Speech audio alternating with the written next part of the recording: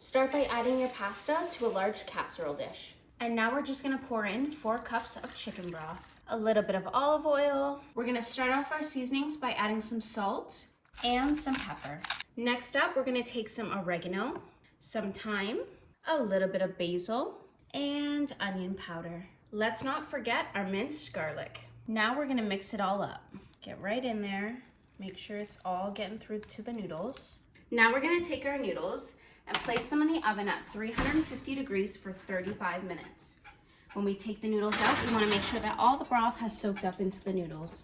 All right, it's been 35 minutes. Let's take a look. Woo! All the broth is gone and our noodles are looking nice and yummy. Okay, we can't just have plain old pasta, so let's add some flavor. Now we're gonna add some tanginess with some lemon juice. And we're gonna balance out that flavor with 1 cup of heavy cream. Let's get our greens in and add 2 cups of baby spinach. Perfect.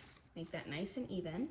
Next, we've got some protein. We've pre-cooked the shrimp and we've taken the tails off of these little guys. Who am I kidding? I love shrimp. Add it all. Now we're just gonna take our tongs and we're just gonna try and mix this up as mess-free as possible. Maybe give it a good twist with the noodles. Give it a nice good mix. Make sure you get the noodles at the bottom. These are looking creamy and yummy. Next, we're gonna go in with some shredded Parmesan cheese. And that's not enough, so let's add some grated Parmesan. Now we're gonna go in with a healthy amount of parsley. Now we're gonna get that lemon zest going on the top here. Whew, this is a workout. Okay, let's mix this back up again. A nice twist of the wrist. All right, that looks good. Now that that's all mixed in, you can see how much liquid is in the bottom.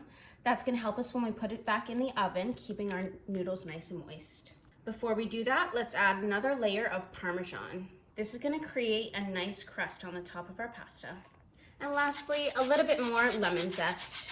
Get all that zest off there. Back in the oven it goes just to melt all that cheese. It's been 10 minutes, let's take it out.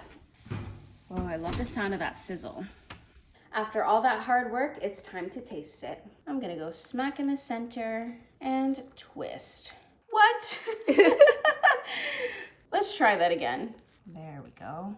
That looks so good. Make a nice restaurant style pile. That looks beautiful.